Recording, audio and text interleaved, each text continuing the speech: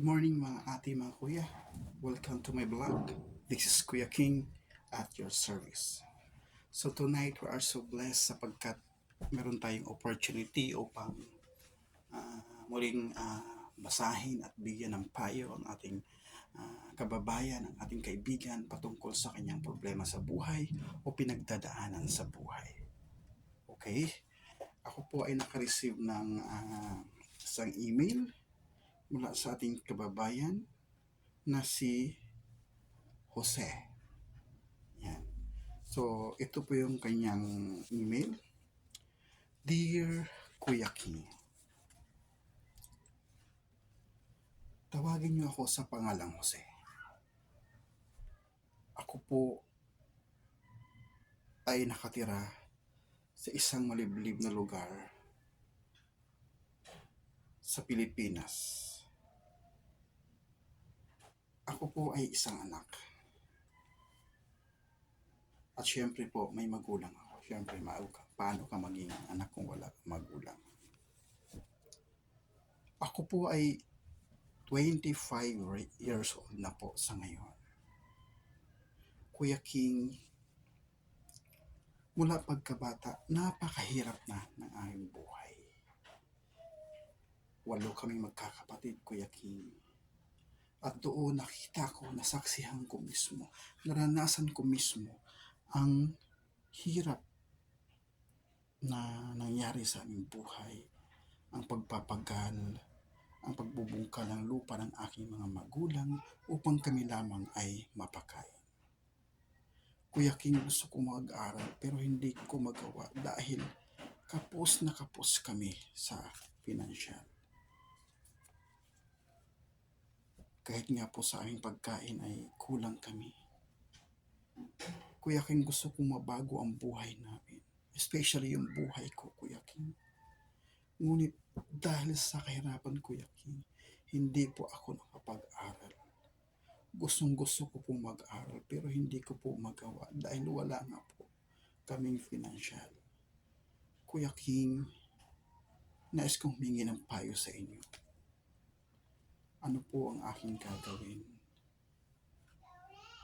Ano po ang maaari kong gawin upang mabago ang takbo ng aking buhay? Sawang-sawa na po ako sa kahirapan. Gusto ko nang mabuhay na kahit papaano ay maayos at hindi nalilipasan ng gutom. Umaasa, Jose. Maraming salamat, Jose, sa iyong email, sa iyong pag-share ng iyong buhay, kahirapan, pag-share sa iyong mga pangarap sa buhay. So, napakahirap ng pinagdadaanan mo sa ngayon, kapatid. But, ang aking mapapayo sa bagay na yan is, bilang isang anak, meron tayong tinatawag na kailangang sundin yung ating mga magulang. Kung sinasabi ng iyong magulang ay hindi ka kayang pag-aralin, wala po tayong magagawa doon. Sinabi mo gusto mong magkaroon ng kahit paanong maayos na buhay, hindi nalilipasan ng gutom, pero hindi mo magawa dahil hindi ka kayang pag-aralin ng iyong mga magulang. Gusto mong mag-aral, hindi ka pwedeng makapag-aral dahil mahirap kayo. Yan po ang sinasabi niyo. Pero para sa akin, Jose, hindi hadlang ang kahirapan upang hindi tayo makapag-aral. Sapagkat may mga paraan. May mga paraan upang tayo makapag-aral. Marami namang scholarship dyan. Marami namang nag-o-offer ng walang bayad na school upang makapag-aral ka. Mag-working student ka. May kalaki po talaga na sacrifice kung gusto po nating maabot yung ating pangarap sa buhay. Yan po ang tatandaan natin.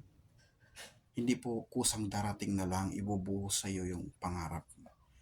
Yan po ay pinaghihirapan din natin yan. Pinagtatrabahuan natin yan upang maabot natin ang pangarap natin. Okay? Kasi po ako ay naniniwala, Hindi hadlang ang kahirapan upang hindi tayo makapag-aral. Para sa akin, ang isang malaking hadlang upang makapag-aral ka ay yung sakit, physical na sakit. Sapagkat kung ikaw ay nagkupo ng sakit physically, kahit anong kagusto mo mag-aral, hindi ka makapag-aral dahil mahina ka, may sakit ka. Diba? May pera ka nga, ngunit may sakit ka naman, hindi ka rin makapag-aral. Kaya maraming paraan dyan, huwag na sumuko. Bata ka pa, 25 years old ka pa lang. Kasi malayo pa ang mararating mo sa buhay, huwag kang sumuko. Lumaban ka, mag-aral ka upang magkaroon ka ng magandang trabaho in the future. Magkaroon ka ng puhunan in the future upang mabago ang buhay mo. Yan po ang tandaan natin. Okay? At nang sa ganun, when the time come na makapag-aral ka, magkaroon ka ng kahit papaanong maayos na buhay, matulungan mo yung mga magulang mo. Mari mo i-share yung dreams mo, yung accomplishment mo, yung pangarap mo na nakuha, na maari mong ibahagi sa magulang mo, na makita mo na sila, na makaranas ng kaayusan sa buhay, hindi na lang na mamamatay sila, mahirap. Yan po ang tandaan natin. Medyo nadadala po ako sa emotion. Hindi po ako galit, Jose. Hindi ako nagagalit. Nadadala ako sa emotion sapagkat danas ko ang bagay na ito. Danas ko ang bagay na ito. Yan po ang tandaan natin. Laban tayo. Go tayo. Maraming paraan dyan. Pumunta ka sa mga government, sa munisipyo, kung sino mga politician dyan na nag-o-offer ng mga scholarship, mga school na walang tuition, basta paghirapan mo. Huwag kang sumuko. Laban lang habang may lakas, habang may buhay, may pag-asa. May pag-asa ka, may pag-asa ka, may pag-asa ka. Yan po ang tandaan natin sa ating buhay. Kasi tayo mga tao, tayo po yung may choice upang pumili ng buhay natin. Kung nakikita natin na ang buhay natin ay hindi maganda, maayos, kahirapan, meron po tayong pagkakataon upang baguhin ito. Of course, sa tulong ng ating mahal na Diyos, magagawa natin ito. Kung meron tayong drive sa ating puso na magkaroon ng pagbabago, yung estado ng ating buhay, yan po ang tandaan natin. Ang kahirapan, hindi hadlang yan upang hindi tayo makapag-aral. Yan ang tatandaan mo. Kundi ang hadlang ay yung sakit physically. Kaya Jose, sa mga oras na ito, thank you for sharing your life with me. Sapagkat ito po, totoo po ang aking sinasabi. Totoo ang aking sinasabi, hindi po ako nagpipiro. May pag-asa ka pa, kaya mong mabago ang buhay mo. Kaya mong makamit yung pangarap mo sa buhay. Magtiwala ka. Manalangin ka. Magtiwala ka sa Diyos.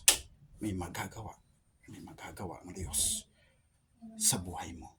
I hope this afternoon, mga viewers, mga follower, mga subscriber ko dyan, ay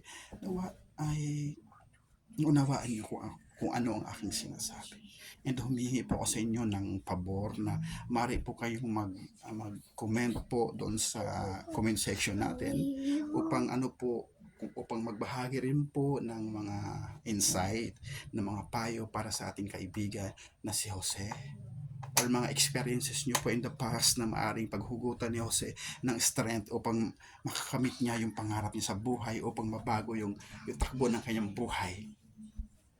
Yun po ang aking pakiusap sa inyo. Inaantayin ko po after kong ma-upload yung vlogs na ito, yung video na ito. Maraming salamat po sa ating lahat. To God be the highest glory. Isang pinagpaalang araw po sa bawat isa sa atin.